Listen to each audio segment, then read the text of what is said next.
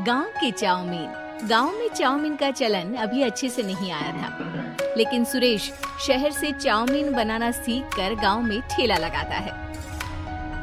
अरे ये केचुआ है क्या भैया? कैसे खाया जाता है? अरे नहीं नहीं, ये चाउमीन है। चाउमीन शहर में खाया जाता है। कितने की दे रहे हो सुरेश?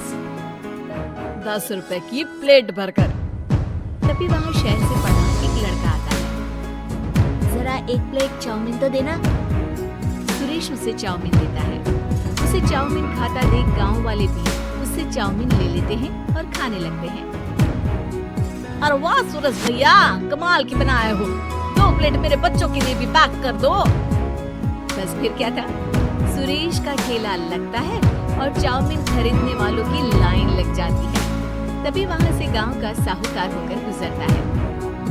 और ये क्या भीड़ लगी है? लगता है झगड़ा हो गया है गांव में। चलूं मैं अभी तो मजे ले लूं। अरे क्या है, इतनी भीड़ लगी है यहाँ? लड़ाई हो गई है क्या? अरे साहूकार साहब, ना ना ना, कोई लड़ाई ना हुई है। ये तो सुरेश की दुकान है चाउमीन की। हम लोग चाउमीन खाने आए हैं, आप भी खाइए ना। साहूकार चाउमीन खाता है और सुरेश की तरफ देखता है, जो सारे दिन के पैसे गिन रहा होता है। अरे सुरेश, क्या लागत है इस काम की? अरे साहूकार जी, आप अब आए तो ये पूरे 10,000 रुपए ले जाइए, जो पिछले साल शहर जाने से पहले आपसे लिए थे ना। लागत तो क्या कहे, जो आपने दिया था उसी में सीखा भी है और दुकान भी खोल ली। अरे पैसे इतने जल्दी क्या जरूरत थी? कैसे जरूरत नहीं थी साहूकार जी, इतना मोटा ब्याज कहाँ से बढ़ गई। साहूकार को अब सुरेश की दुकान को हड़पने की लालच आ जाती है। मामा करते ये सारे दिन में 500 रुपए कमा ही लेता है। अरे गांव में ये ऐसे ही कमाता रहा तो कहीं ब्याज का काम ना शुरू कर दे। भैया कोई ना कोई जुगाड़ तो करना पड़ेगा। अब साहूकार घर आ जाता है और अपनी बीवी को सारी बात बताता है। हाँ जी, ये तो मैंने भी सुना है कि सुरेश के हाथ की चाउमीन नहीं खाई तो कुछ नहीं खाया। अरे हाँ, सही ही कहता है। मैं भी खा कर ही आ रहा हूँ। अरे भाग्यवान है, कितना अच्छा हो ना अगर वो पैसा हम लोगों को मिल जाए। क्यों? हैं? हाँ, वो तो है, लेकिन कैसे? हम लोगों को तो चाउमीन बनाना आता ही नहीं है। साहूकार और उसकी बीवी अब रोज चुपके से सुरेश के घर जाते हैं और खिड़की से उसे चाउमीन बनाते देखते। अब क्या था, दोनों को चाउमीन बनाना आ जाता है। फिर एक रोज, और सुरेंद्र, तुझे साहूकारनी ने बुलाया था। बोल रही थी कि बेटे के जन्मदिन में 10 किलो चाउमीन का ऑर्डर देना है। बना दोगे ना? अरे हाँ हाँ साहूकार जी, मैं जरूर बना दूंगा। कब देना है घर में 10 किलो चाउमीन? अरे वो तो तू घर आकर पता कर लेना, मैं नहीं बता पाऊंगा। ठीक है, शाम को काम निपटा कर आ जाता हूँ। सुरेश साहूकार के घर जाता है, लेकिन वहाँ मियाँ बीवी मिलकर उसे बंधक बना लेते हैं। अरे मुझे क्यों बांध रखा है? मुझे छोड़ दो। आज से तेरा ठेला मैं लगाऊंगा और बहुत सारे पैसे कमाऊंगा। साहूकार एक आदमी को सुरेश की निगरानी में लगा देता है और वहाँ से चला जाता है। अरे साहूकार जी, आप कब से चाउमीन बेचने लगे और अपना ये सुरेश कहाँ गया? वो तो शहर गया है, उसका कोई काम निकल आया था। बोल रहा था कि जब तक वो ना आए तब तक मैं ही उसके ठेले का काम कर दूं। ऐसे भी तो बहुत उधार ले रखे थे उसने। लगता है कर्जा भरने के डर से भाग गया है। अरे पर वो तो बोल रहा था कि उसने सारा कर्जा उतार दिया है, और वो क्यों भागेगा? इतना तो कमा रहा था। अरे मुझे क्या पता। अरे चाउमीन खाना है तो बोलो, नहीं तो भागो यहाँ से। अरे हाँ हाँ, दे दो दे दो।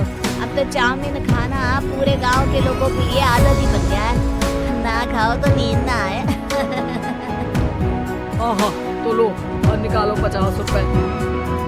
50 रुपए क्यों? सुरेंद्र तो 10 रुपए में देता था। अरे वो पागल था, मैं थोड़ी ना हूँ।